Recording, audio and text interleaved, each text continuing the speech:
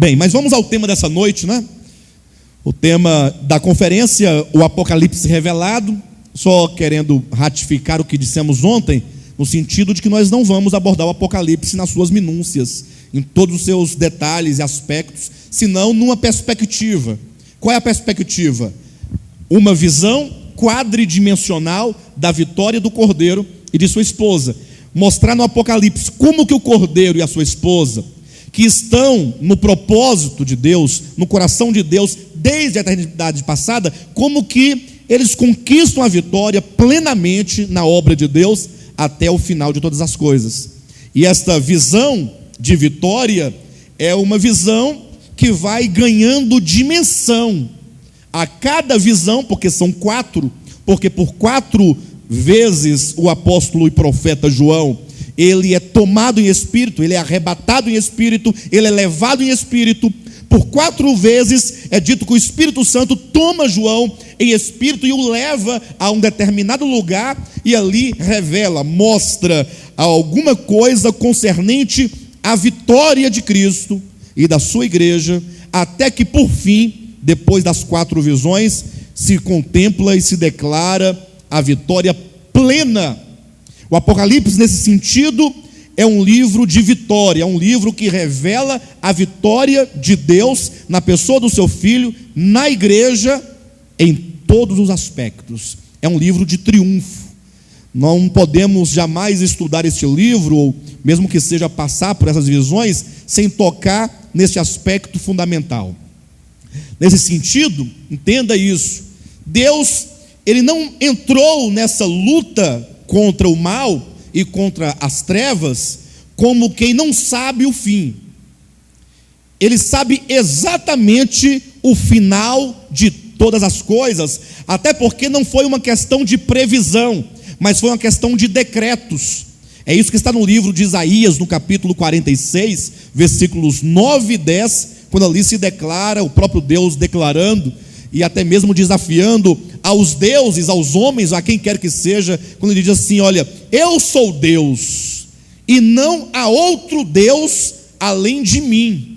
E o que o faz Deus? A ponto de declarar alto e bom som a todo o universo que ele é o único e exclusivo Deus. O que o faz, ou o que faz dele Deus? Por que ele declara que ele é Deus e não há outro Deus?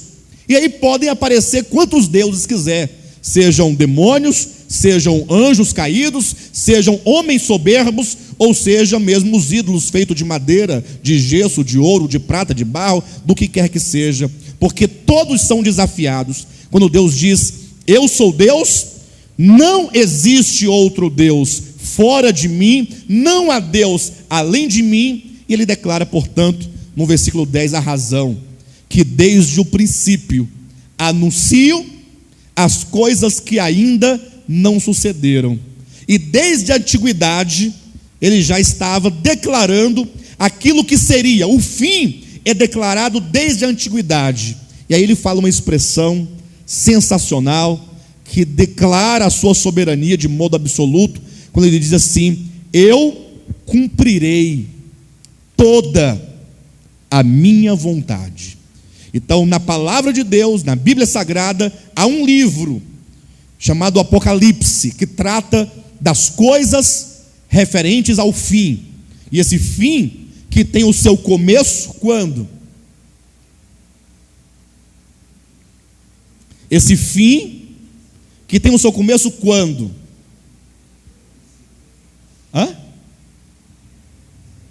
Quem esteve aqui ontem tem a obrigação de saber. Vamos colocar nesses termos: com a encarnação, morte e ressurreição de Jesus. Aí começa o fim. Eu sei que é um pouco estranho afirmar isso, porque nós estamos sempre esperando que o Apocalipse comece a se cumprir. Quando é que essas coisas daqui vão acontecer?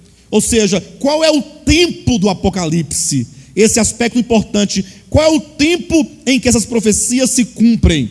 Como nós podemos ler o livro do Apocalipse e saber situar exatamente em que momento do Apocalipse nós nos encontramos? O que dele já ocorreu, o que está ocorrendo e o que ainda vai acontecer, para que, tendo essa perspectiva estrutural do livro do Apocalipse, possamos ser aqueles que não andam em trevas, antes como aqueles que andam na luz. Uma vez que esse livro de Apocalipse é revelação, então ele visa trazer luz, esclarecimento, a fim de que nós possamos estar preparados a todo e qualquer momento para esses eventos que hão de acontecer. Qual é então o tempo? Nós mostramos ontem, lendo aqui alguns textos, que poderíamos lembrar os irmãos, que dizem claramente que com a morte de Cristo e a sua ressurreição, quando se estabelece ali a primeira igreja apostólica, no primeiro século, ali começa o tempo do fim. Haja vista que a encarnação de Cristo se deu quando? Na dispensação da plenitude do tempo. Gálatas capítulo 4, versículo 4.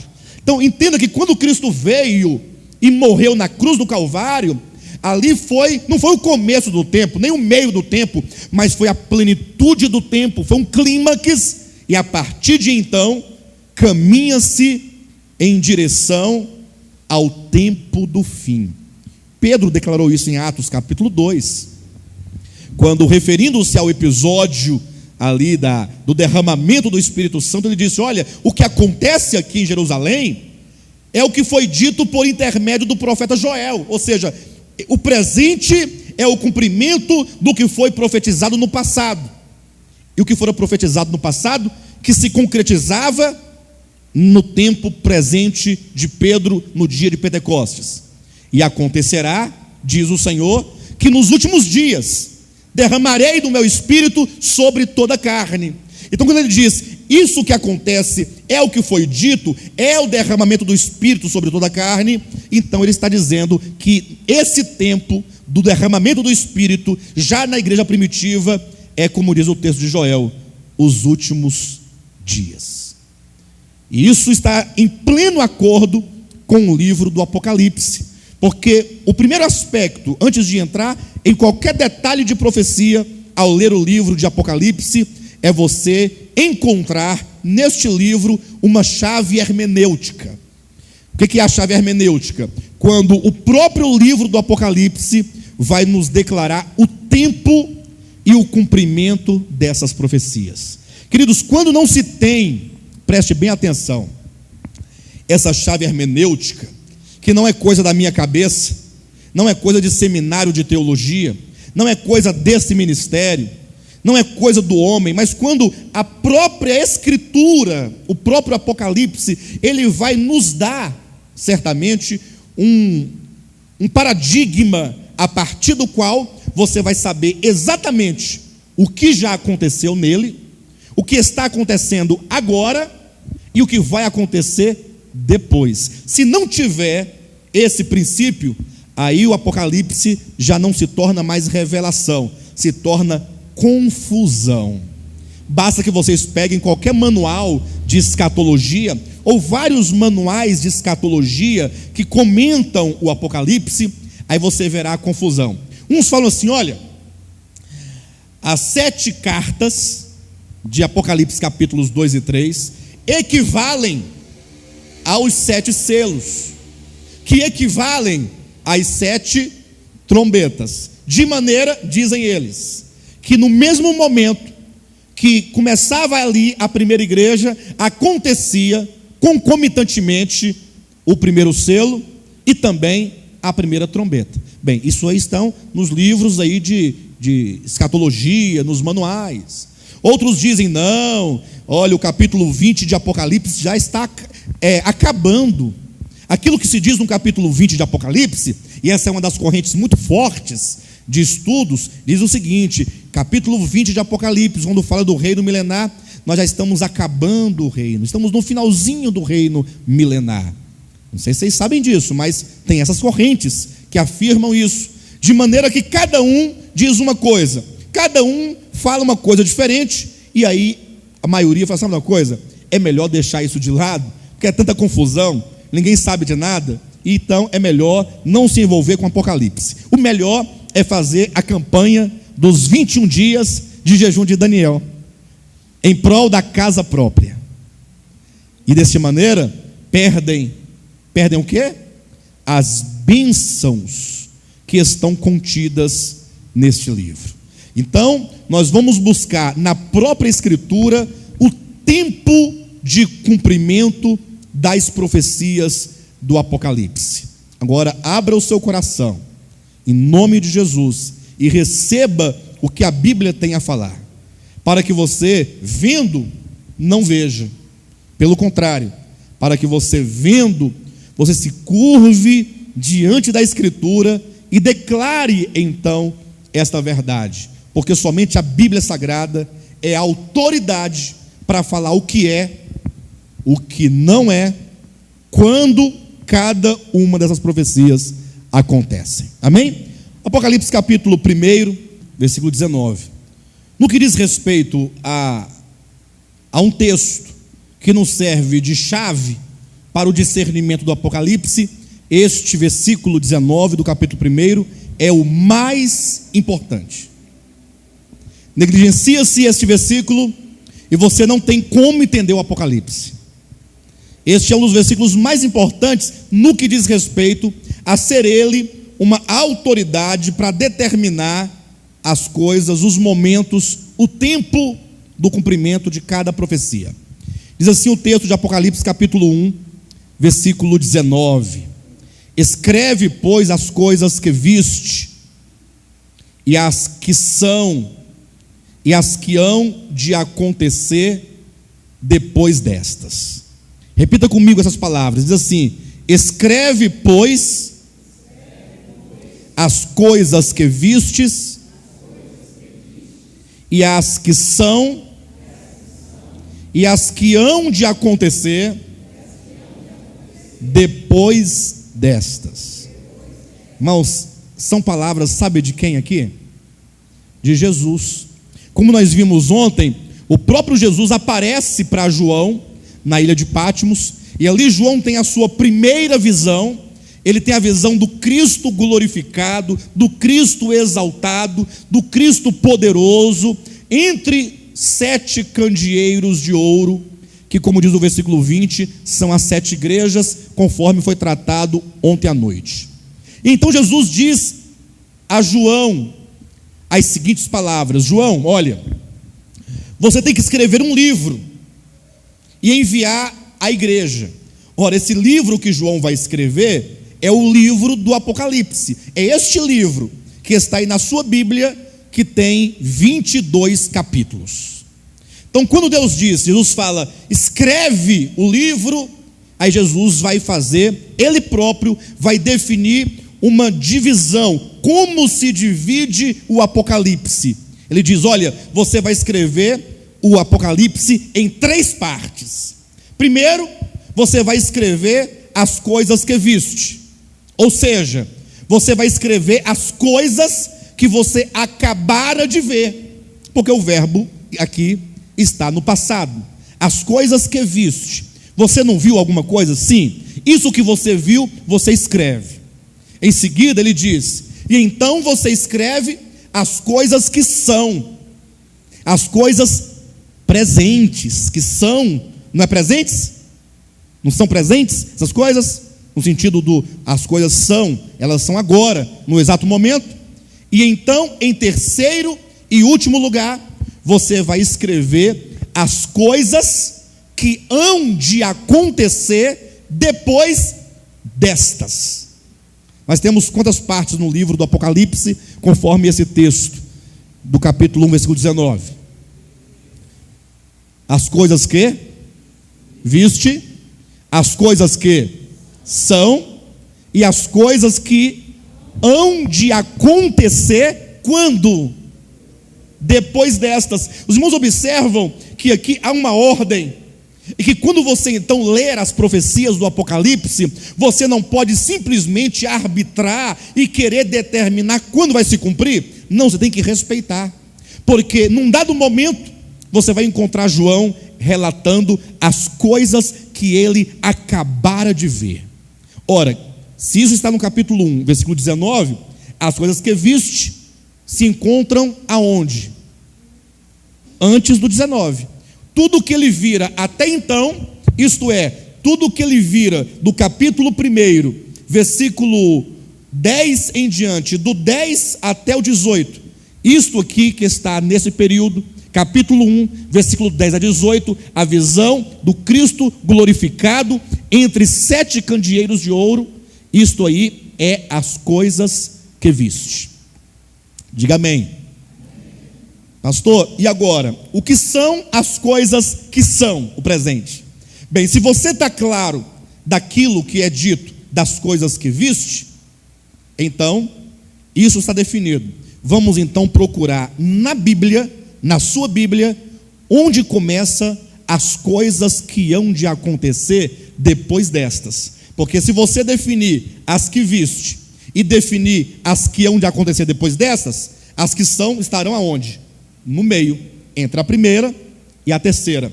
Capítulo 4 de Apocalipse, versículo 1 em diante.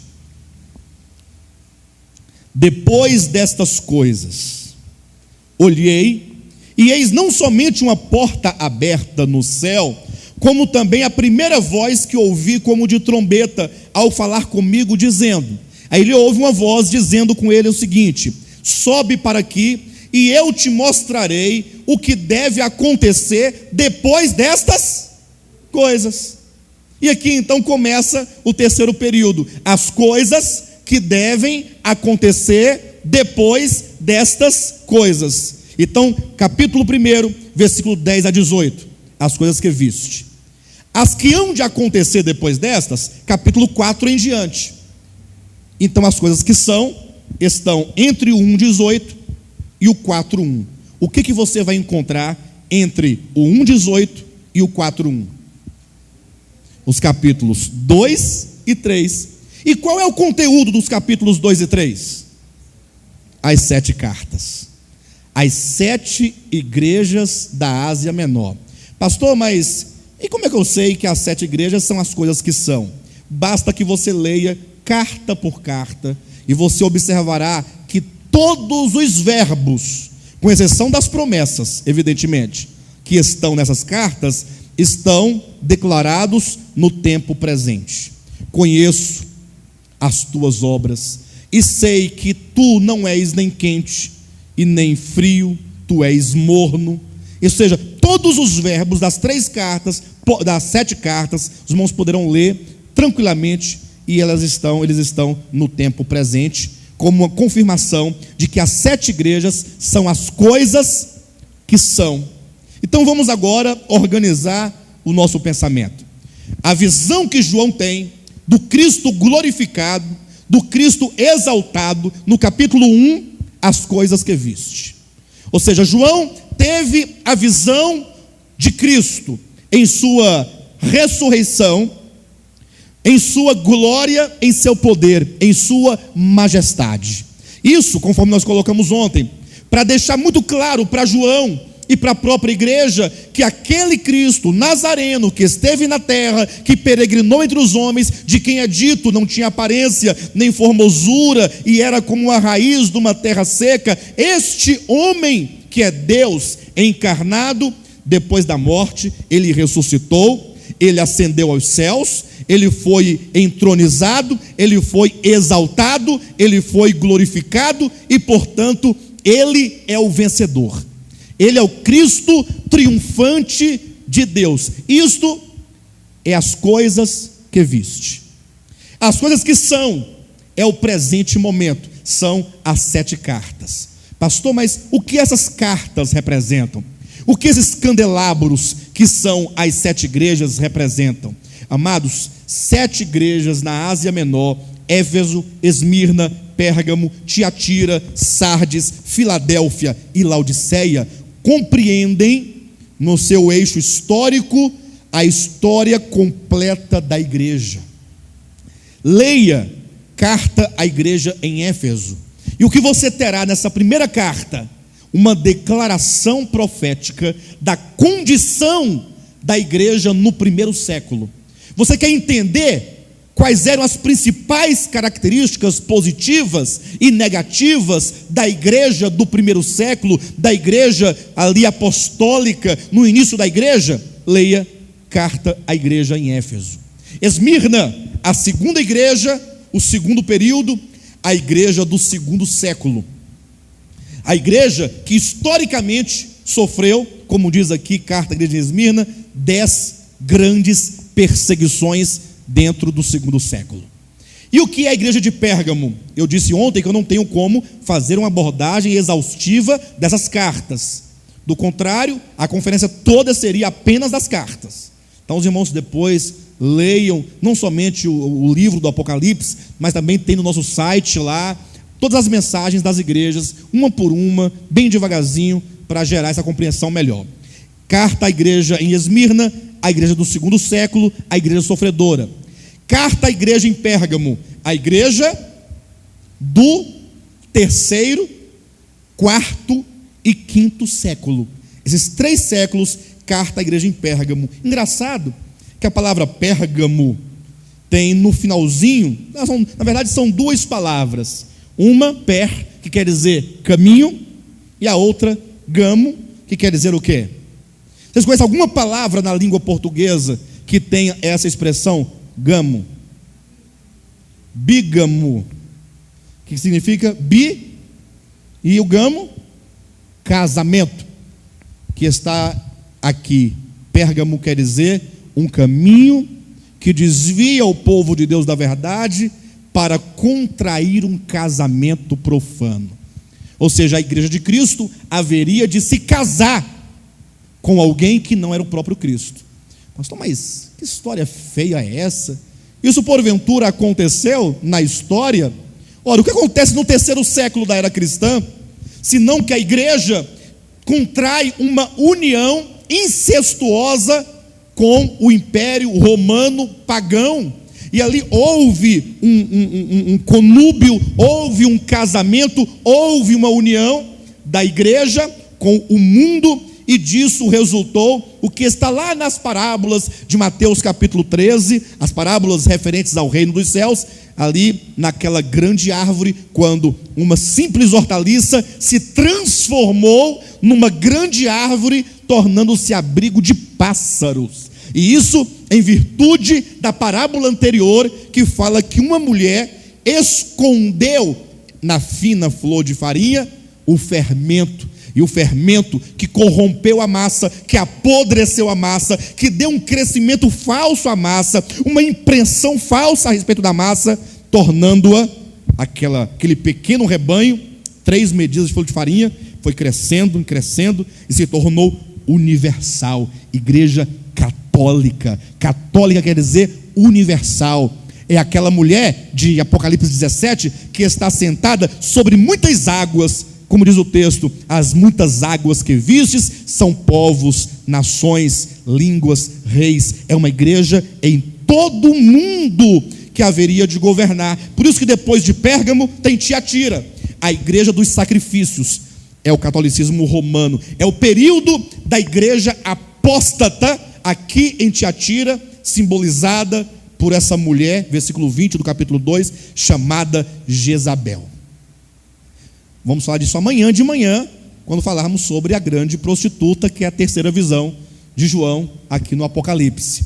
Mas os irmãos terem uma ideia, como que Éfeso é a igreja do primeiro século, Esmirna, a igreja do segundo século, ou seja, é uma igreja que, embora existisse no primeiro século, no tempo de João, ali eram igrejas locais, ali da Ásia Menor, mas são igrejas proféticas, igrejas cuja experiência estão aqui registradas para representar a única igreja de Cristo na terra em vários períodos da sua história. Éfeso, primeiro século, Esmirna, segundo século, Pérgamo, terceiro, quarto e quinto século, e então Tiatira, sexto século ao século XV, é exatamente todo o período da era das trevas, está na história. Veja como a Bíblia, ela profetiza, e a história fala, a Bíblia é a verdade, porque o que foi dito, de fato, se cumpriu. Aí vem Sardes, que quer dizer literalmente reforma.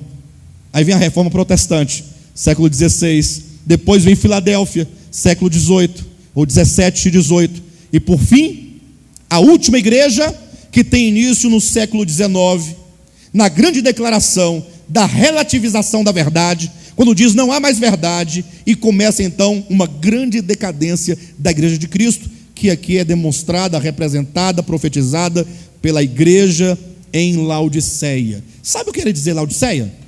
Quem sabe? Lau quer dizer povo, Diceia, que vem de dique, quer dizer juízo, justiça. Laodiceia quer dizer juízo do povo, justiça do povo. É uma igreja altamente democrática, em que não mais está totalmente submissa ao cabeça que é Cristo, mas agora decide-se tudo por concílios, decide-se tudo pelo homem, e o homem agora é o governo, é do seu juízo, dos seus desejos, dos seus corações, que vai certamente proceder à direção. É uma igreja que não é quente, que não é fria, é uma igreja morna, que inclusive colocou Cristo para fora. Haja vista que nesta igreja é dito que Jesus bate à porta da igreja. Não é a porta do coração do ímpio, é do coração do crente, dizendo: eis que eu estou à porta e bato.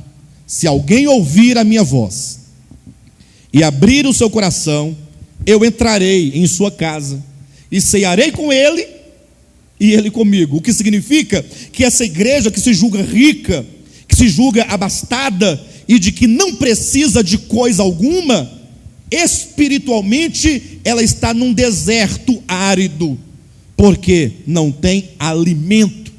E é dito: se você abrir, eu entro e estabeleço uma ceia, um banquete, e então nós vamos nos banquetear com a verdade, vamos nos banquetear com o alimento espiritual. Entretanto, no aspecto material, é uma igreja rica, uma igreja abastada. De fato, essa igreja, materialmente falando, não precisa de coisa alguma. Tem tudo, tem dinheiro, tem templos, tem cantores, tem pregadores, tem tudo o que ela precisa. De maneira que essa igreja de Laodiceia é a igreja do século 19, 20 e 21. É a igreja do nosso tempo.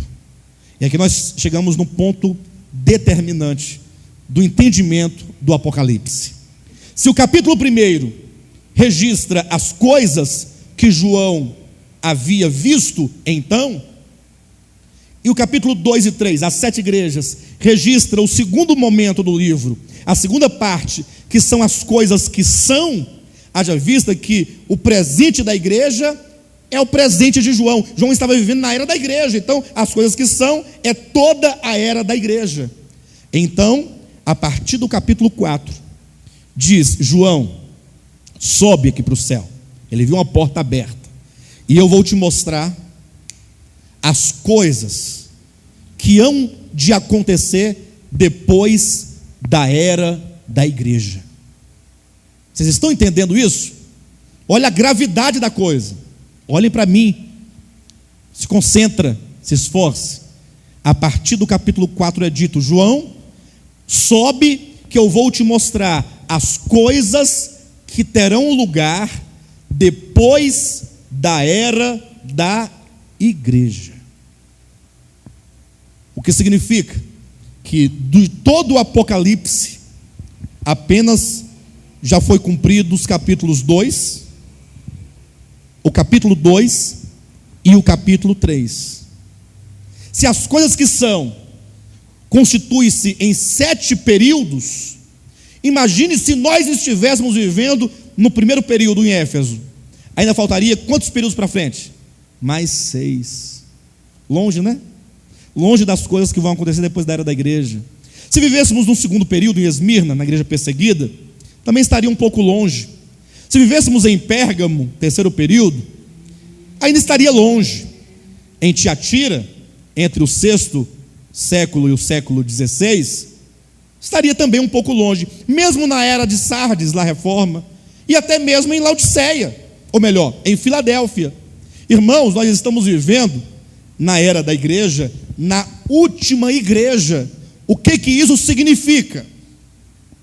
Que nós não teremos um outro período histórico referente à igreja. Nós estamos vivendo no último momento da igreja. segue-se a partir de agora o momento da grande escatologia do livro do Apocalipse. A maior parte dos eventos proféticos que terão lugar na história da humanidade, abre os ouvidos, nos últimos 7 anos da história da humanidade, antes de Jesus vir de forma pessoal, visível, para intervir na história humana diretamente. Estamos em Laodiceia. E tem mais, não estamos apenas em Laodiceia, estamos já há 300 anos em Laodiceia. Século XIX, que seja 200, né, alguma coisa. Século XX completo, 2 séculos, e estamos já dentro do 3º século. Por quanto tempo ainda vai durar a igreja em Laodiceia? Eu não sei. Eu sei que nós estamos vivendo no limiar. Agora pense comigo por um momento, começando, lembrando da mensagem de ontem. Desde a queda de Lúcifer, lá na eternidade passada, voltem rapidamente. Quando Deus começou a caminhar na história, entrou na história, se fez personagem na história, passou pelo Calvário. Vejam a expectativa do universo pelo desfecho da história. Eu fico imaginando os anjos, eles devem pensar assim: Deus, age logo. Irmãos, porque foi muita miséria desde a queda de Lúcifer até então. Quanta mentira, injustiça, morte, quanto sangue derramado, desprezo a Deus. Vocês não terem uma ideia, Deus foi insultado aqui nessa terra. Ele foi cuspido, ele foi humilhado, ele foi ultrajado, ele foi crucificado. O dia em que Deus foi julgado pelos homens. Não é possível. E Deus, como diz a palavra, longânimo, aguardando. O juízo não tarda. Eu sei que todo o universo não caído aguarda com profunda expectativa o dia em que Deus há de se levantar do seu trono e declarar: a partir de agora eu vou intervir diretamente na história do universo. A partir de então, não somente ele assumirá o controle, nós sabemos que ele tem o controle, mas agora efetivamente ele vai entrar no mundo espiritual e mesmo no mundo físico e vai começar a trazer juízo sobre todas as coisas, e não somente juízo, mas salvação e galardão para aqueles que são seus. De maneira que essa expectativa para que Deus se levante do seu trono e reaja está chegando no limiar. Nós estamos a um passo.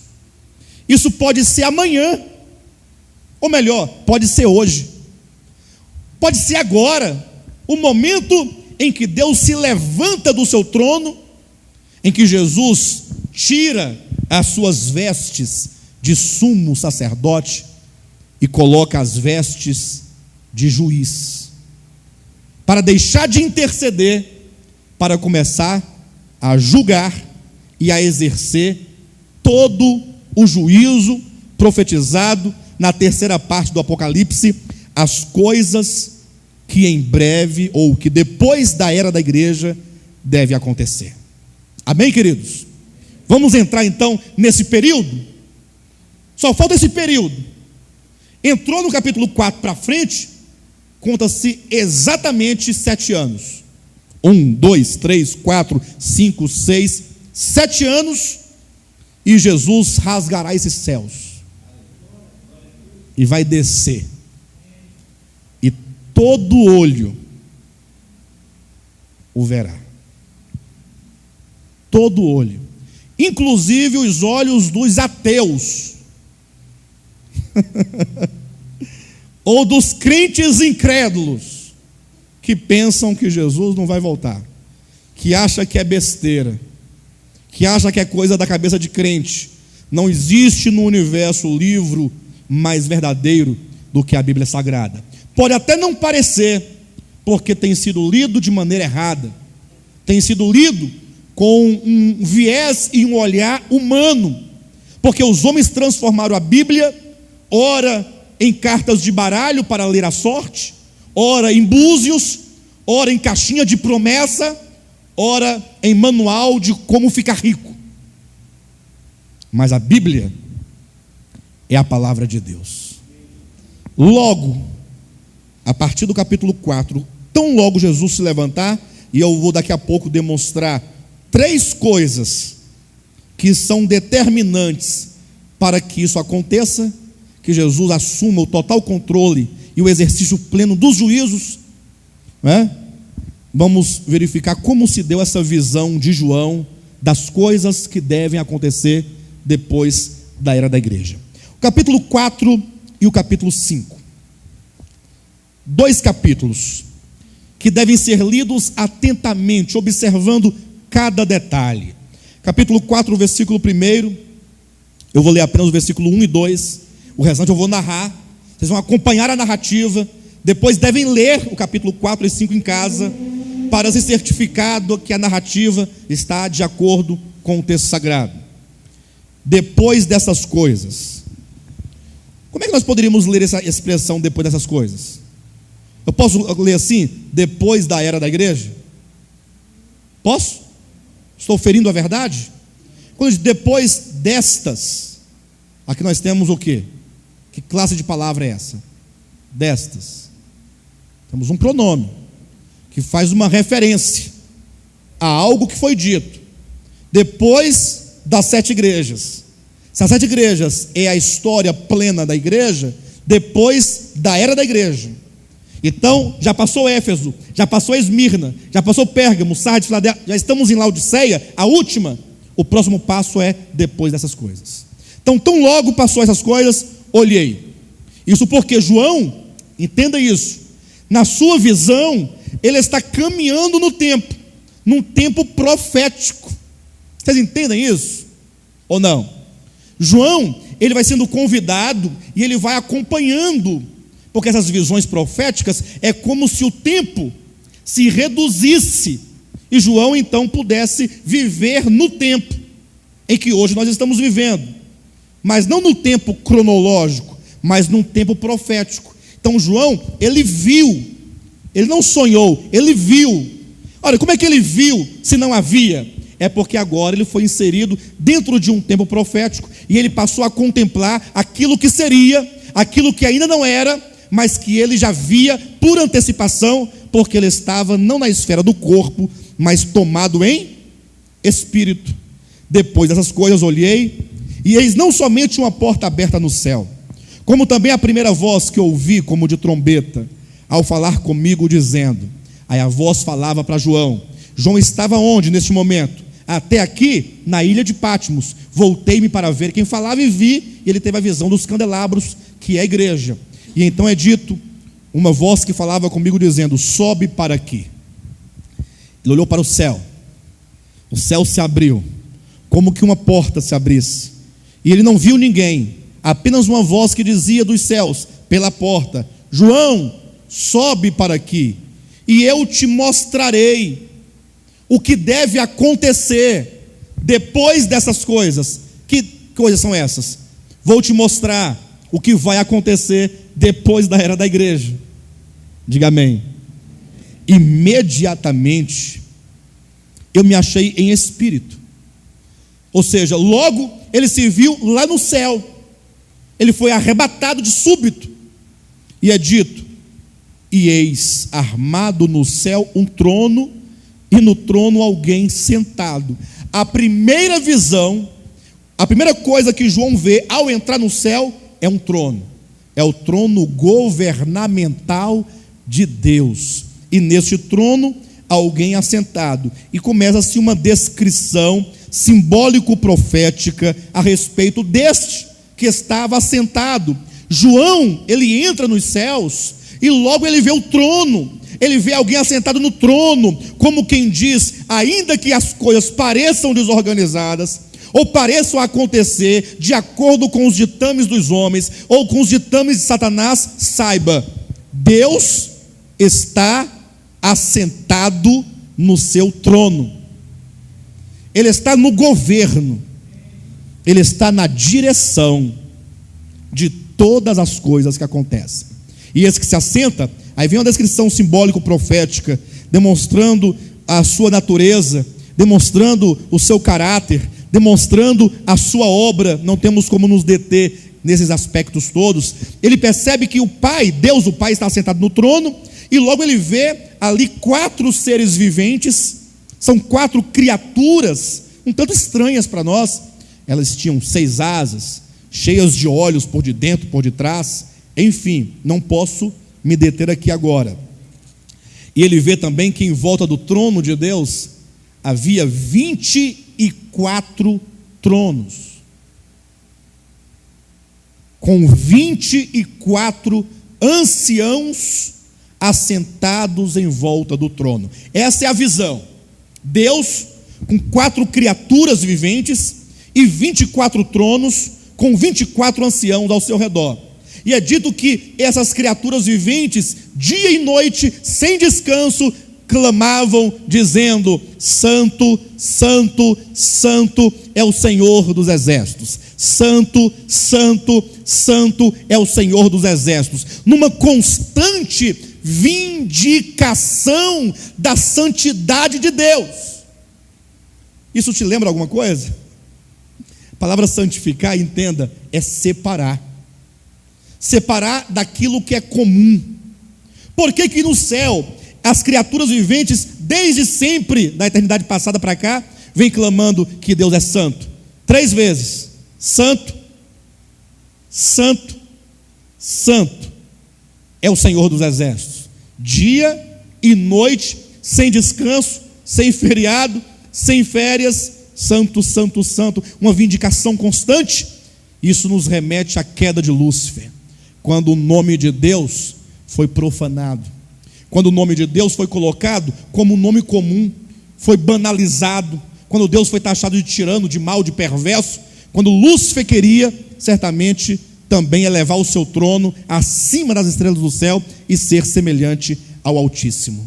Lembra o que Jesus também nos diz na oração do Pai Nosso: quando vocês orarem, vocês devem orar, é mandamento, vocês devem orar assim: ó meu Deus e meu Pai, abençoa minha mãe, minha sogra, me dá dinheiro, me dá emprego. É isso? Pai nosso que estais nos céus, santificado seja o teu nome. Daqui da terra nós clamamos que Ele é santo, e que o seu nome deve ser separado de tudo que é banal, de tudo que é comum, separado dos deuses, porque os deuses são chamados deuses, mas por natureza não o são. E se chamam deuses, o faz por usurpação, mas só há um único Deus e verdadeiro Deus, e esse nome deve ser santificado por nós aqui, e nos céus as 4 criaturas declaram: Santo, Santo, Santo. Entenda escatologicamente isso. Há um clamor no universo para que Deus vindique o seu nome, para que Deus vindique a sua santidade. Como que dissesse: Deus, reaja logo. O teu nome já foi profanado por muitos e muitos anos, por séculos a fios, por milênios. Quando o Senhor vai se levantar e vai demonstrar e declarar que só tu és Deus? Há uma expectativa escatológica. É por isso que todo crente genuíno e que está em condições espirituais de acordo com a vontade de Deus, tem no coração essa mesma esperança, esse mesmo clamor. Se você não tem isso, e você é um cristão verdadeiro, você já teve. E se você já teve e não tem, é porque a sua vida espiritual está corrompida com o espírito deste século, com o espírito do cosmo. Te tomou teu entendimento, tua mente, tua alma, te afastou das coisas espirituais, e você sabe, mas lá no seu íntimo, diz a Bíblia, o mesmo Espírito de Deus clama com gemidos inexprimíveis dentro de você, clamando. Essa expectativa escatológica é o Espírito de Deus que nos convida, nos chama, nos impulsiona para olhar para o fim, para você olhando, você vê a vitória plena de Deus, e então tomar a vitória futura como sua hoje, no seu andar. E João, olhando aquela cena, de repente ele observou um detalhe, que nas mãos daquele que se assenta no trono, havia um livro, escrito por dentro e por fora. Esse livro, cuidado para vocês não pensarem num livro como este, que é uma brochura. Não havia ainda esse tipo de livro da imprensa de Gutenberg no tempo de João. O livro que se concebia naquele tempo era um rolo, seja de pergaminho ou que fosse de couro de animal, mas era uma tira em que se escrevia naquela tira e depois fazia um canudo. Então tinha na mão de Deus o Pai um rolo, um livro escrito por dentro e por fora. Esse livro, nós vamos verificar que contém toda a vitória e o desfecho final de tudo. Ou seja, nele está a economia escatológica de Deus.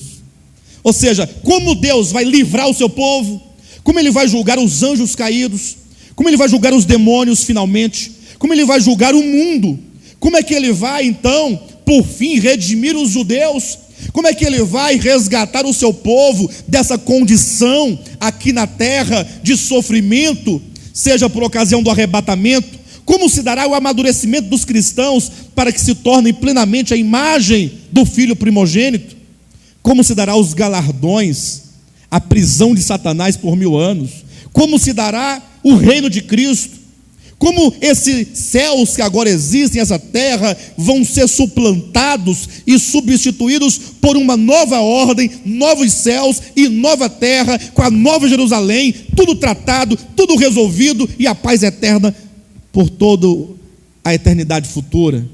Tudo isso está escrito no livro do rolo. Pastor, como é que você sabe? Não tem essa pergunta? Você leu o livro? E o pior que eu li. Pior que eu li. Você também deve ter lido. Afinal, esse livro será aberto. Capítulo 6 de Apocalipse é dito: quando abriu o primeiro selo, eu li. Aí ele viu. Tudo o que está no livro foi lido. Está capítulo 6, 7, 8, 9, 10, 11, 12, 13. Até o final é o livro. Ou sendo mais específico, até o capítulo 11, pelo menos. Esse livro que está nas mãos do Pai é o que se segue do capítulo 6 em diante. Mas aí de repente, João olhando aquele livro, ele fica admirado, fica olhando, observando, ele vê que um dos 24 anciãos o chama pelo nome, dizendo: João. E ele olhou e disse: sim. E o ancião disse: quem é que pode pegar esse livro da mão do Pai? Quem é que pode abrir este livro e lhe desatar os seus selos? Aí diz a Bíblia que houve um silêncio no céu.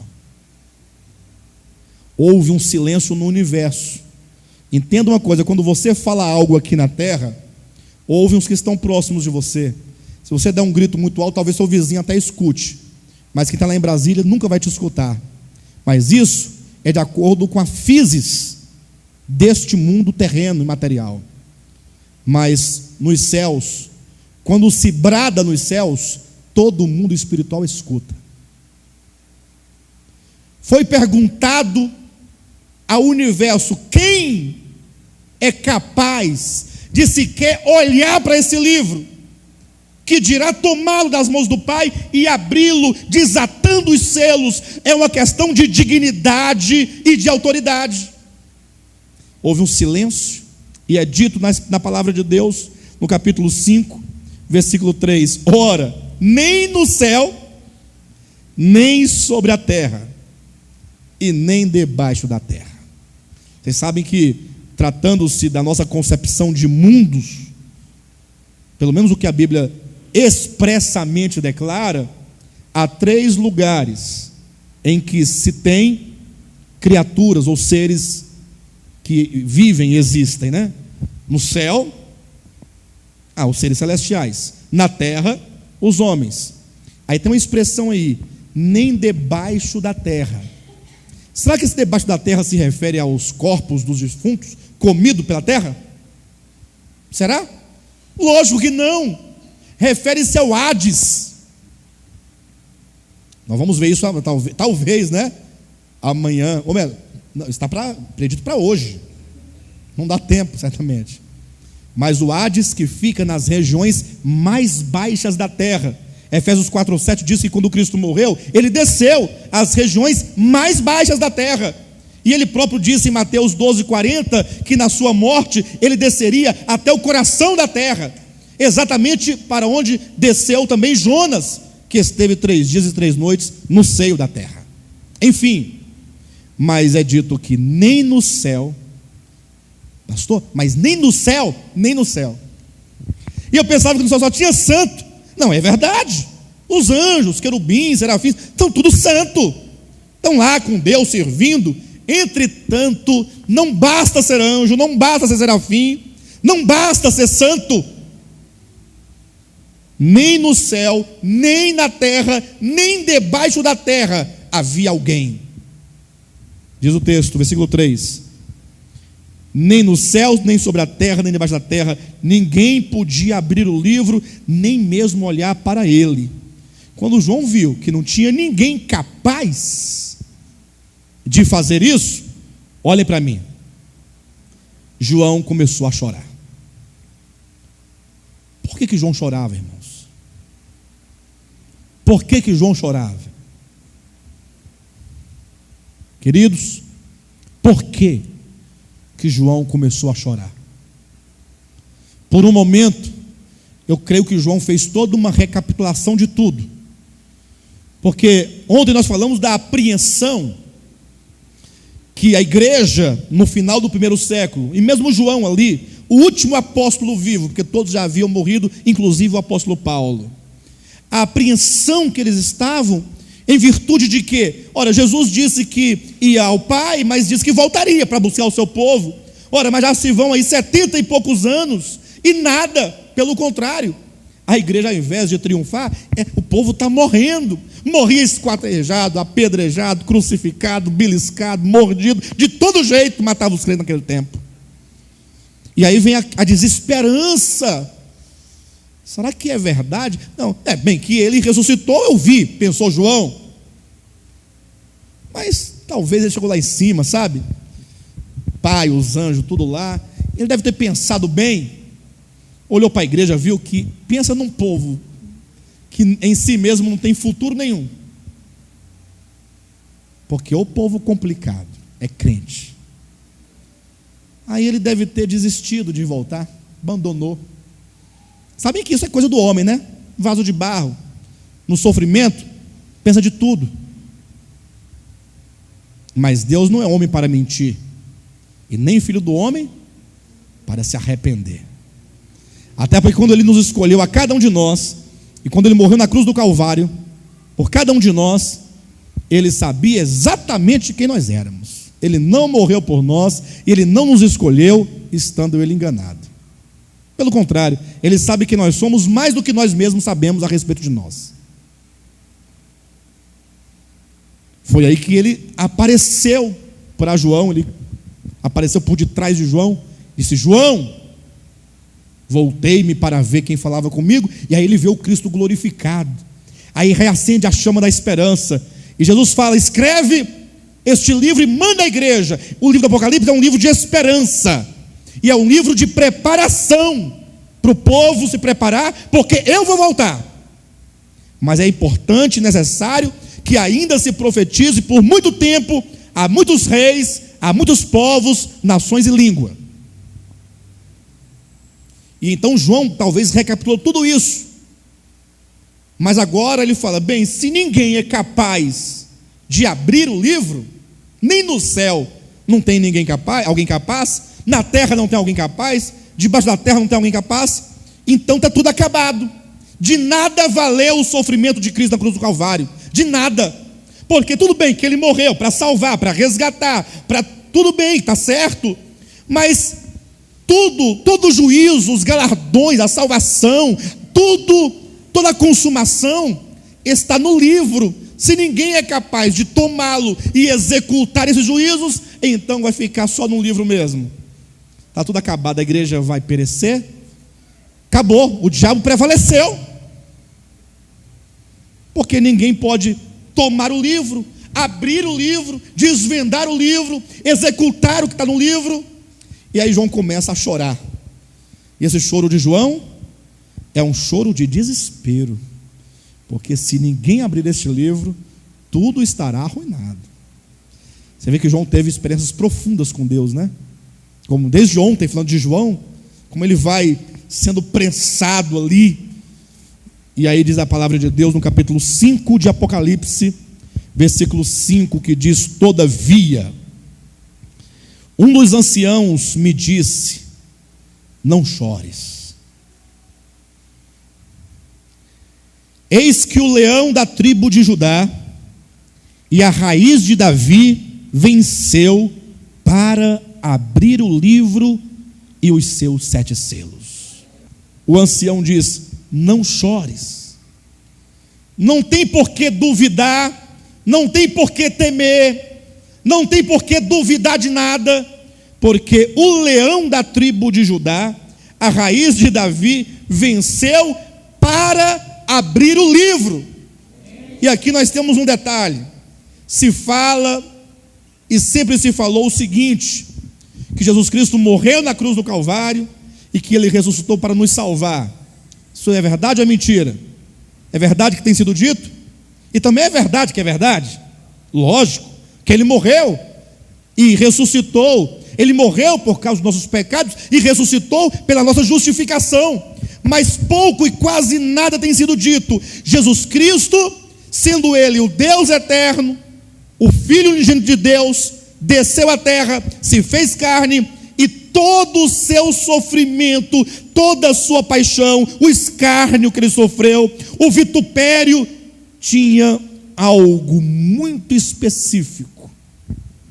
Ele morreu para, ele ressuscitou para, ele venceu para abrir o livro.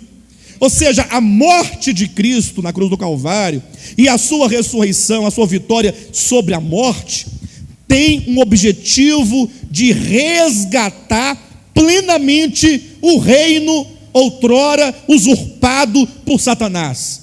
E esse resgate se dá em batalhas. A primeira batalha na cruz do Calvário. Ali ele conquista a dignidade e o direito de, a partir de então, ser o Rei dos Reis e o Senhor dos Senhores. São títulos. Mas ele não era Rei dos Reis, ele não era Senhor dos Senhores, Deus, ele não é Deus.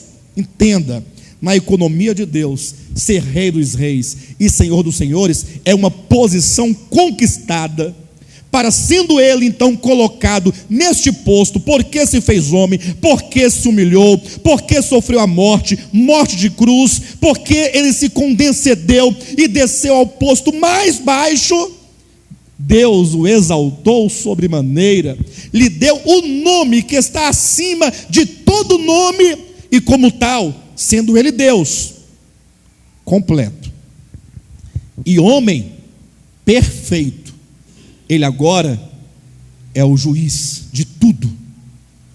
Ele vai executar toda a economia escatológica de Deus. Está aqui. Venceu para abrir o livro e os 7 selos. Veja o versículo 9.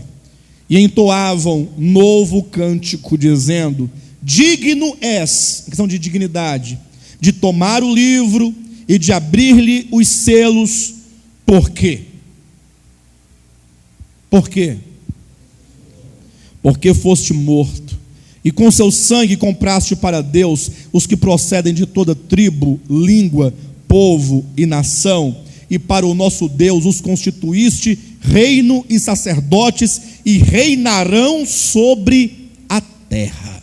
Observe que quando fala da vitória de Cristo, fala também de sua esposa. Cristo agora vai, ele é o Cordeiro de Deus, porque é aquele que morreu. Ele é o leão, porque é aquele que ressuscitou. Enquanto o Cordeiro aponta para o sacrifício e para a fraqueza, a ressurreição, o leão aponta para a ressurreição e a força do Cristo vencedor de Deus. Ele agora toma o livro das mãos do Pai e fala: João, eu vou te mostrar agora as coisas que vão acontecer depois da era da igreja. Eu vou dizer para você exatamente quais são os eventos em sequência, em ordem, das coisas que vão acontecer, da escatologia, dos acontecimentos finais, dos últimos 7 anos da história da humanidade, antes da minha manifestação pública, visível, pessoal, na minha segunda vinda, quando eu vou instaurar efetivamente o meu reino sobre a terra. Lógico, um reino de 1000 anos, antes da eternidade ainda. É por isso que no capítulo 6, olhe para a sua Bíblia, está dito assim: vi quando o Cordeiro abriu um dos 7 selos. Aquele começa a abrir, começa a revelar o conteúdo do livro, que são os acontecimentos que terão lugar depois da era da igreja. Se a era da igreja acabar hoje, abre-se o primeiro selo hoje. Ou melhor, cumpre-se o que está contido nessa parte desse selo desvendado. Queridos, 3 coisas são necessárias para que comecem tais acontecimentos na história. Primeiro, Romanos capítulo 11, versículo 25. Porque não quero, irmãos, que ignoreis este mistério, para que não sejais presumidos em vós mesmos, que veio endurecimento em parte a Israel, até que haja entrado a plenitude dos gentios. Irmãos, calma, eu sei que é um tema denso, mas observe. Quando Jesus morreu na cruz do Calvário, nos é dito que a maior parte da nação de Israel foi endurecida. Deus endureceu o coração da nação. De acordo com o seu plano, é para que ele se voltasse aos gentios. Tanto é que agora nós vivemos na era da igreja, na era dos gentios, na era da graça, que é uma dispensação própria para os gentios. Se levarmos em conta a profecia das 70 semanas, em Daniel capítulo 9, 70 semanas que significam exatamente 490 anos, que foram destinados ao povo de Israel. Sabe porque Deus trabalha com dispensações? Então, depois de ter cumprido ali, na história da profecia dos 490 anos, ter se cumprido 483 anos, isto é, 69 semanas, faltando 7 anos para acabar o período destinado aos judeus, Deus interrompeu a história de Israel. Faltavam 7 anos para Deus cumprir tudo o que ele prometera referente à nação de Israel. E por que Deus deu uma pausa na história dos judeus? Porque ele veio para os seus, e os seus não o receberam. Aí agora, a todos quantos o receberam, ou seja, já não é mais uma questão de judeus, é todos quantos, seja de qual for a sua nacionalidade, que o receberam, deu-lhes o poder de serem feitos filhos de Deus. Com a morte de Cristo, interrompe-se o tempo dos judeus, a dispensação dos judeus, e abre-se dentro desse cronograma dos judeus, porque não havia terminado ainda, um intervalo indeterminado de tempo, que compreende exatamente as 7 igrejas, isto é, o tempo da igreja, o tempo dos gentios, o tempo da graça. E Paulo diz que, para a igreja, eu não quero, igreja, que vocês sejam presumidos em vós mesmos, como que olhasse para o povo de Israel e falasse assim: se deu mal, né? Se deu mal, Agora nós é que estamos na vez. Não sejais presumidos de vós mesmos, que veio endurecimento em parte a Israel, até que haja entrado a plenitude dos gentios. Então, um evento necessário que deve acontecer é chegar essa plenitude de gentios. É quando o número de gentios a ser salvo se complete plenamente.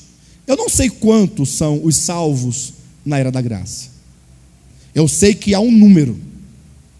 Deus é soberano, de modo que quando este último aqui se converter, que essa plenitude de gentios a ser salvo se completar, o que vai acontecer?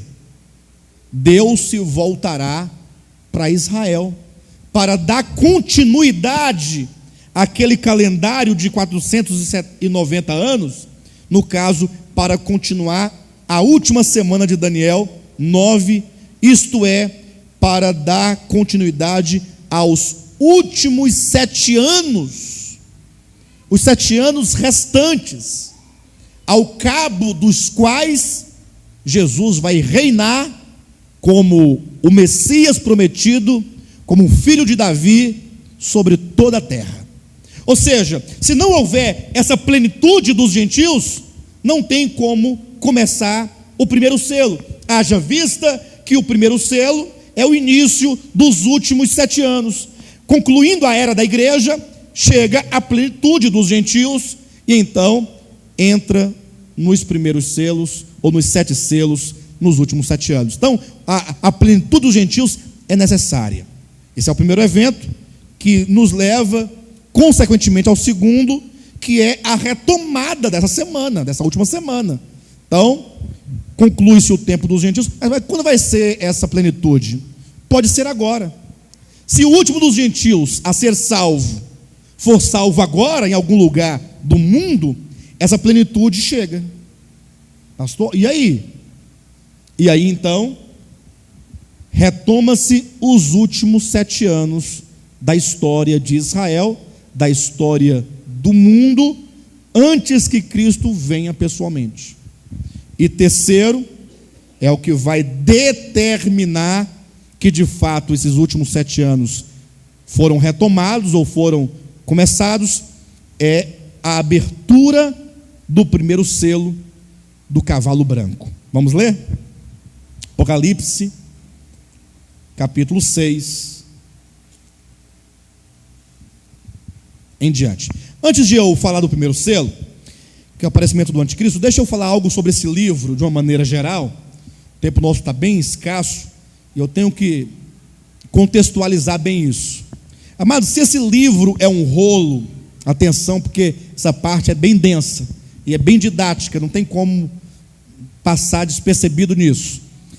Se esse livro é um rolo, na verdade é uma tira, seja de couro ou seja um pergaminho, e está enrolado, é dito que esse rolo ele está selado com 7 selos. O que significa selado com 7 selos? Bastaria dizer selados.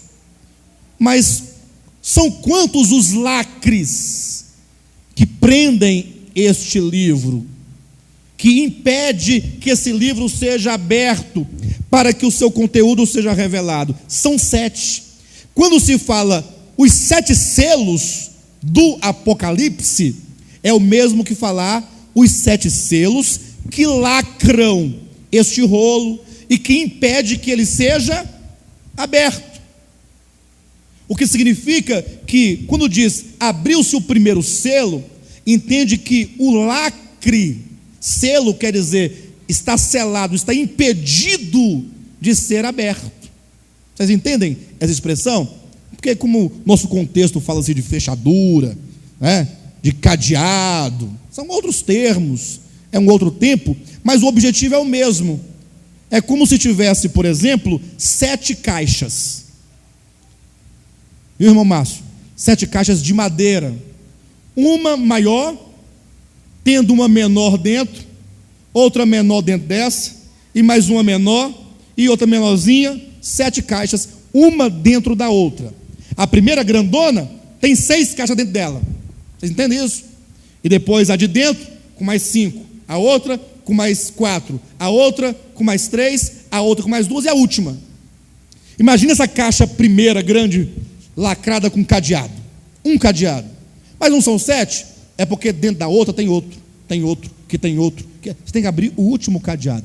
E aí começa-se a abrir o primeiro selo. Abre o primeiro cadeado. Rompeu.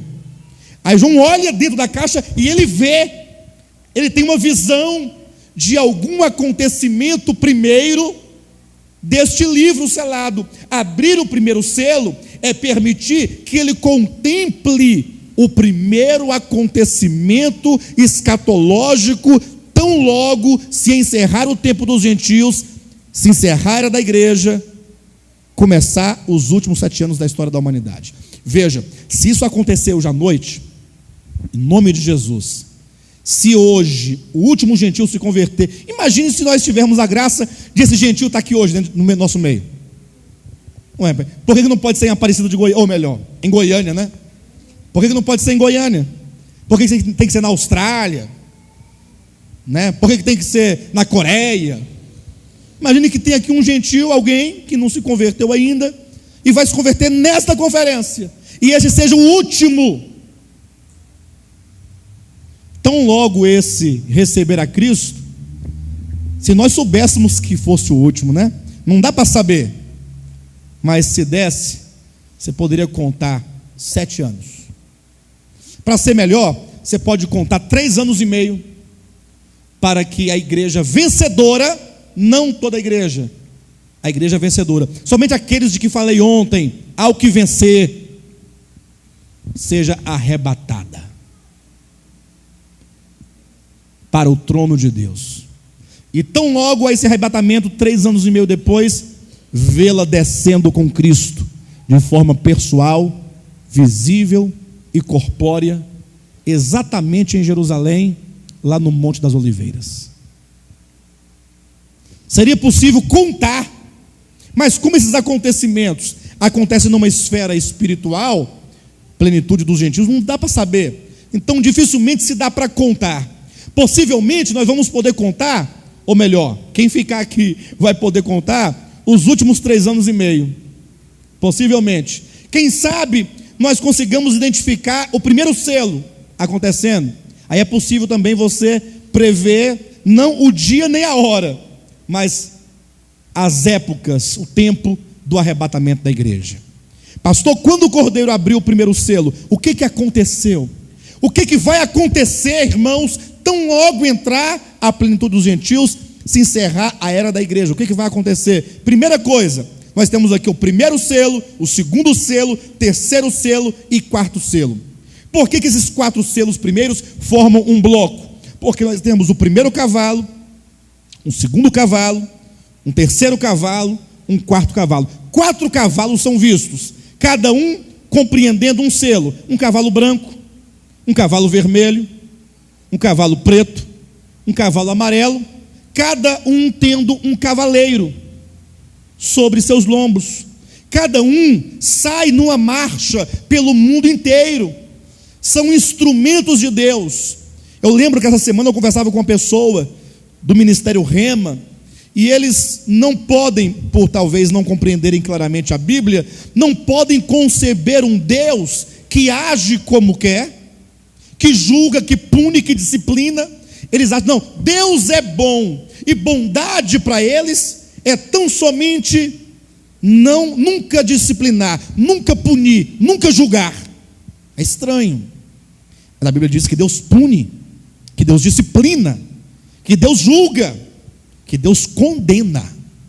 Não porque Ele condena porque é mal, mas Ele vai executar e exercer condenação a partir de uma condição das próprias criaturas dele, da própria criação. E não somente Ele pune, julga, disciplina, mas Deus usa instrumentos para cumprir com isso. Querem ver uma coisa?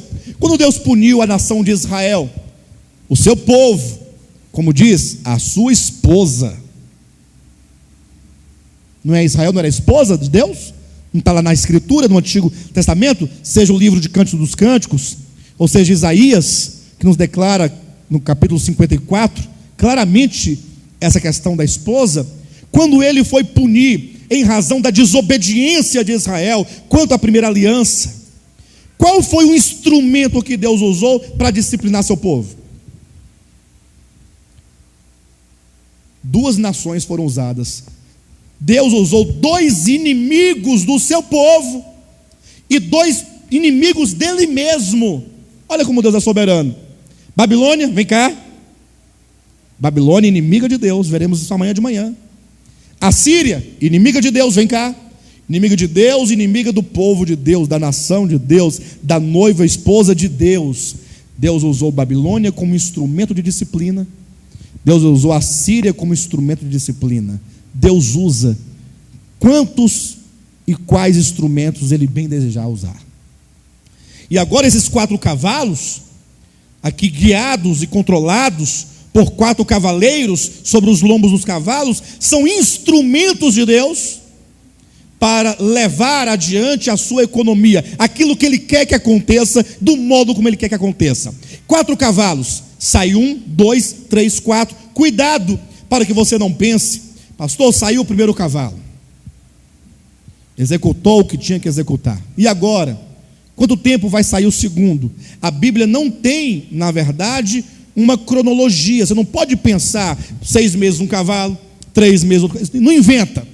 Não vamos inventar. Lógico que a visão, ela é sistemática, porque João não podia ver tudo misturado. Ele tem que ver sistematicamente, primeiro um, depois o outro, após o outro. Entretanto, os acontecimentos são dinâmicos. São dinâmicos. Primeiro cavalo é dito, vi, ou o primeiro selo, né? Uma vez aberto é dito, vi, versículo 2, e eis um cavalo branco, e o seu cavaleiro com um arco, e foi-lhe dado uma coroa, e ele saiu vencendo e para vencer. Pastor, um cavalo branco, e um cavaleiro montado nesse cavalo branco, e esse cavaleiro foi dada a ele uma coroa, e ele tinha um arco em sua mão, e ele saiu vencendo e para vencer. E aí neste momento surgem os exegetas, os teólogos, os arqueólogos, todos os logos, né? Aqui é uma figura da segunda vinda de Cristo. Isso porque em Apocalipse 19 é dito que Cristo vem montado num cavalo branco. Então se aqui também tem um cavalo branco, só pode ser Jesus. Irmãos, se aqui fosse Cristo vindo, conforme está no capítulo 19, que ele veio marchando com um exército de santos, também montados em cavalos brancos, com vestiduras brancas, marchando para o Armagedon, olha, se isso é Cristo do 19, então tudo já deveria ter acontecido, porque lá é o desfecho, não somente do princípio das dores, mas também da grande tribulação. Quando é que Cristo vem montado num cavalo branco? Depois do princípio das dores, depois da grande tribulação, que compreende as trombetas, que compreende as pragas, que compreende a destruição da grande Babilônia, que compreende o lançar o falso profeta e a besta num lago de fogo. Então aqui não pode ser Jesus. Pastor, eu acho que é e é mesmo. Bem, se você acha que é e é mesmo, então você tem uma razão para duvidar do que você acha. Porque eu não sei quem é este cavaleiro do cavalo branco, no sentido de que a minha opinião pouco importa. Se estuda a Bíblia não dando opiniões, mas estuda a Bíblia perguntando para a Bíblia: quem é este homem? Ela que tem que falar quem é. Ora, se o primeiro selo é o primeiro acontecimento, tão logo se retoma os últimos 7 anos, que tal se nós formos lá em Daniel, no capítulo 9, e verificar na profecia qual é o primeiro evento que acontece tão logo começa os últimos 7 anos? Vocês estão entendendo a lógica ou não? É um raciocínio, lógico que é um raciocínio, mas não é humano, Porque se esse cavaleiro do cavalo branco é o primeiro evento que inicia os últimos 7 anos, vamos para a profecia dos anos, vamos para Daniel.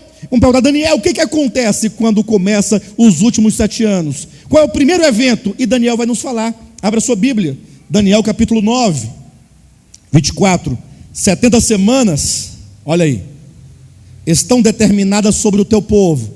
Que povo? O povo de Israel. O teu povo é o povo de Daniel, que é a nação de Israel. E sobre a tua santa cidade. Para que esse tempo?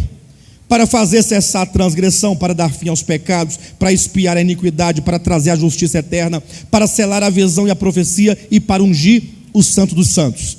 Aí começa, sabe e entende, desde a saída de ordem para restaurar e para edificar Jerusalém, lá no livro de Neemias, lá atrás, até ao ungido, ao príncipe, que é Jesus Cristo aqui, 7 semanas e 62 semanas. Olhem para mim, quanto é 7 semanas e 62 semanas? Dá quantas semanas? 7 mais 62. Então, veja, desde a restauração de Jerusalém até Cristo, passaria 69 semanas. Mas são quantas semanas no total? Então, na vinda de Cristo, na sua encarnação, sobretudo na sua morte, o que vai dizer na morte do Messias, passaram-se já 69. Falta quantas semanas para concluir as 70? Uma semana são quantos dias? 7. Se são semanas proféticas, então faltam 7 anos, até que toda a profecia seja consumada, até que o Santo dos Santos seja ungido, cumprida a profecia, cabalmente, o Messias vai reinar sobre a terra. Só que quando o Messias morre, olha o que acontece, capítulo 9, versículo 26, depois das 62 semanas, porque diz 7 semanas e 62, ao final das 69, será morto, quem? O ungido. O ungido foi morto, no final da 69ª semana, das 69 semanas, e já não estará, morreu, foi embora, ressuscitou, ascendeu aos céus. E o que se daria então? E o povo de um príncipe que há de vir destruirá a cidade e o santuário. O que aconteceu no ano 70 da era cristã? Jerusalém e o templo foram destruídos, queimados, profecia cumprida. Está escrito, Daniel falou isso aqui, 800 anos antes de Cristo, quase 900 antes, 900 anos depois se cumpre, o Messias foi morto, exatamente, desde a saída de ordem para restaurar Jerusalém, até o Messias se deu 69 semanas, ele morreu, não estava mais na terra. Em seguida veio a destruição de Jerusalém e também do santuário, e é dito, e o seu fim será num dilúvio. O fim do povo, né? O povo de um príncipe. Ao fim desse povo, e diz, e até ao fim haverá. Jerusalém foi destruída, o santuário foi queimado, e é dito, e até o fim haverá guerra. Desolações são determinadas. Irmãos, desde que Jerusalém foi destruída e o templo queimado, no ano 70 até hoje, o que tem acontecido em Israel? Até hoje, quando você na sua casa liga o seu televisor, nos jornais, o que se fala de Israel? Em toda aquela região, desolações estão determinadas. Não é praga, é profecia cumprida e se cumprindo. Está aqui escrito. Ah, não acredito não. Então você explica o texto. Versículo 27. Ele, referindo-se ao príncipe que há de vir, fará firme aliança com muitos por uma. Que uma semana é essa, irmãos? É a 70ª, é a última semana. São os últimos 7 anos. O que vai acontecer tão logo começar a última semana, tão logo começar os últimos 7 anos? Haverá de surgir um príncipe. Que príncipe é esse? É o príncipe do povo que destruiu Jerusalém. Quem destruiu Jerusalém? Anos 70. Qual foi o povo? Foi o povo romano. Então um príncipe romano virá e vai inaugurar a abertura da última semana. Um príncipe romano. A Bíblia diz que 10 países que outrora eram o Império Romano, mas que foi fragmentado, Roma foi fragmentada, tornou-se a atual Europa, e esses países agora haveriam de se reunir novamente, de reconstruir o velho continente, de reconstruir o velho império, quando a Bíblia diz que 10 dessas nações vão somar as forças, vão se reunir e eleger sobre si um príncipe. Está profetizada na Escritura a restauração do Império Romano. Tudo começou o seu cumprimento com a União Europeia. Os países dando as mãos. Primeiro uma moeda única. Depois uma constituição única. Rompimento de fronteiras. Já se fala agora em um exército único. E quando se fala de exército, se fala de quê em relação a uma nação? Lembram? Quando se forma uma nação, um Estado é formado. O exército, ele aparece ali no conceito de Maquiavel como sendo uma base de quê? Soberania. E quando fala de soberania, você tem que ter um soberano. E esse soberano, que será consolidado como a reunião das nações hoje europeias, reconstruindo o velho Império Romano, a nova Roma, terá um soberano, que é o príncipe, que se chama em termos bíblicos, o anticristo. O filho da perdição. A besta fera. Já ouviram falar da besta fera? Então é dito que ele, esse príncipe que há de vir, fará firme aliança com muitos por uma semana. Ele vem fazendo uma aliança com muitos. Refere-se esse muito aqui ao povo de Israel, porque essa profecia refere-se à nação de Israel. E portanto, qual é o primeiro evento que surge no início da última semana dos últimos 7 anos? É o surgimento do anticristo na sua primeira fase, com a sua primeira face. Portanto, quando é dito que abriu-se o primeiro selo e surgiu um cavalo branco e um cavaleiro a quem lhe foi dada uma coroa, é ele. Surge o anticristo, um homem que será exaltado e a ele será dada uma coroa. Ele é feito príncipe, ele é feito imperador do Império Romano restaurado. E é dito que ele trazia na mão um arco. Costuma-se falar arco e flecha, e não somente arco. Quando diz que ele trazia um arco e não arco e flecha, é como que ele trouxesse uma arma sem a munição, desprovido de munição. Símbolo de quê? Da paz. Pregando o desarmamento. Sobretudo porque está indicado pela cor do cavalo, branco.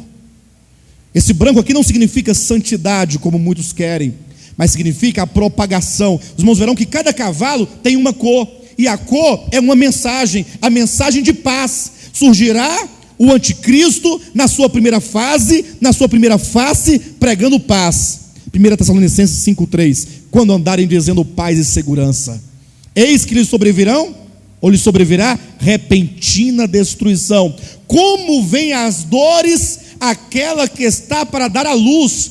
Irmãos, a Bíblia, ela tem um diálogo de figuras, de símbolos, que se conectam e não nos deixam perdidos.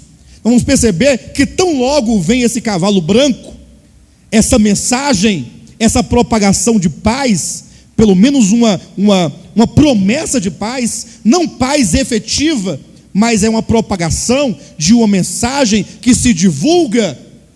É dito que começam as dores de parto.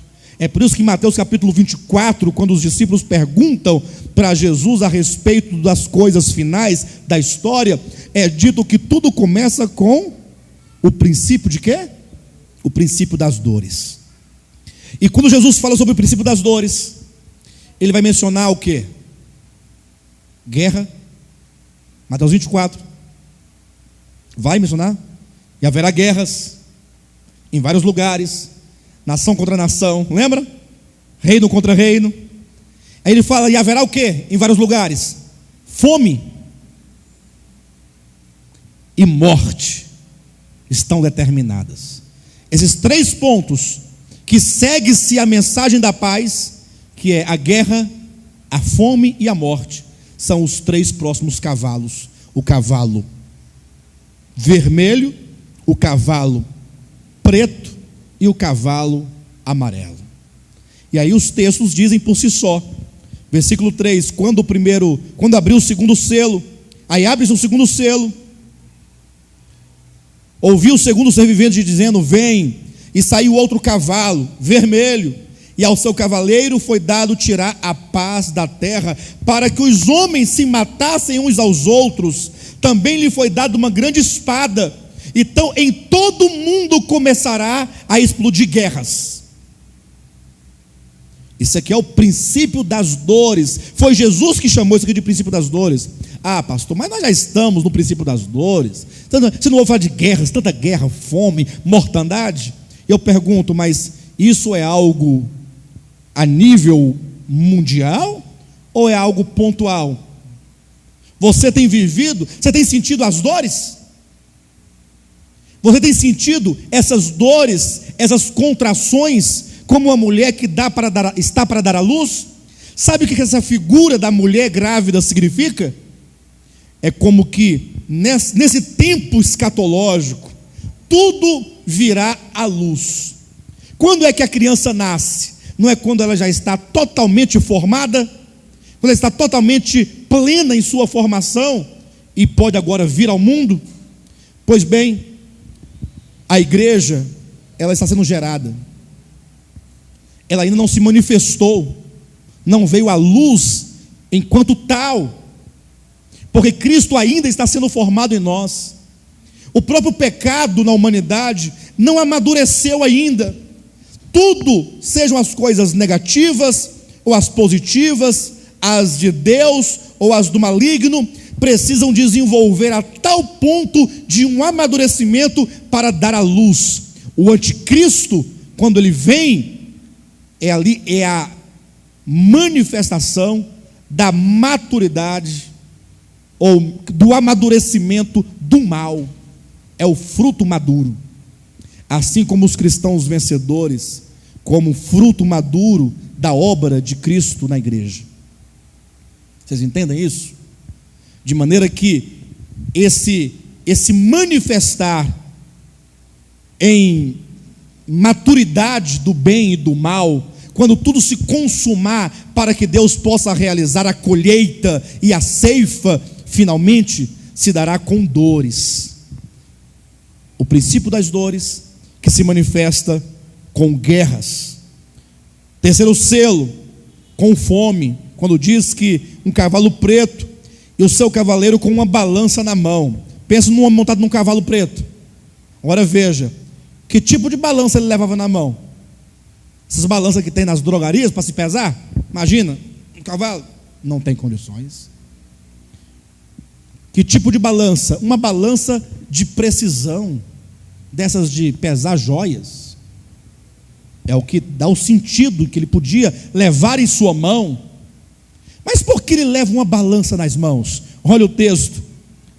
E ouvi como que uma voz no meio dos quatro ele vem dizendo: uma medida de trigo por 1 denário, 3 medidas de cevada por 1 denário, e não danifiques o azeite e o vinho. Em nome de Jesus, presta atenção nisso. Uma medida de trigo não é 1 quilo de trigo, como nós pensamos. É uma medida, é uma xícara de trigo. Quanto vai custar nessa época uma xícara de trigo? Um denário. Pastor, o que é um denário? É um dia de trabalho. Quanto é que você ganha por dia? Não precisa dizer. Talvez tenha alguém que ganhe R$40 por dia. Tem quem ganhe 50. Tem quem ganhe 100, 80. Depende muito da atividade. Mas se você colocar uma diária bem rasa, R$40 é uma diária rasa, não é? Uma diarista trabalha numa casa de família, ganha 60, 70, depende do lugar, até 100. Não é isso? Um trabalhador, né, braçal, lá numa obra, R$40 a diária de um ajudante, até mais. Vamos colocar raso, R$40. Imagina você trabalhar um dia inteiro, pegar R$40 e poder comprar apenas uma xícara de trigo. Veja, nessa época haverá fome. Mas não haverá fome porque falta alimento. Haverá fome por causa da carestia. E não danifiques o azeite e o vinho, símbolo das riquezas.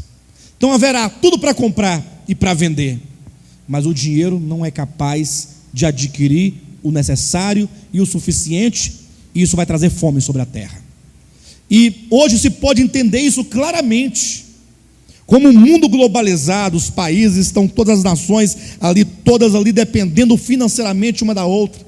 Acontece um problema na bolsa, lá não sei de onde, afeta a economia mundial. Está tudo subindo. O dólar subiu, está tudo subindo.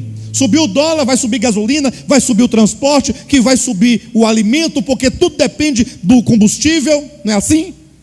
Vai chegar um tempo em que vai ter muito alimento, mas será muito caro.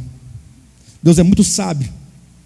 Lembra da crise que teve agora recentemente, há 2 ou 3 anos, salvo engano, como que as coisas ficaram difíceis no mundo inteiro. Veja como que o próprio sistema capitalista constitui-se num cenário apropriado para que essas profecias se cumpram cabalmente. E como consequência então da guerra e da fome, capítulo 6, versículo 7, o 4º selo, fala de um cavalo amarelo, e é dito no versículo 8: e olhei, e eis um cavalo amarelo, e o seu cavaleiro, sendo este chamado Morte, e o inferno o estava seguindo, e foi-lhe dada autoridade sobre a 4ª parte da terra, para matar a espada pela fome, e com a mortandade por meio das feras da terra. Bem, são esses 4 cavalos, são aqui o princípio das dores. Pastor, mas guerra, fome e morte é apenas o princípio? É apenas o princípio. Porque aqui, a partir de então, vai começar a ira de Deus, vai começar a grande tribulação. Calma. Neste momento que vai começar a grande tribulação, os cristãos vencedores não mais estarão aqui. Vai acontecer o arrebatamento, a grande tribulação vai se instaurar.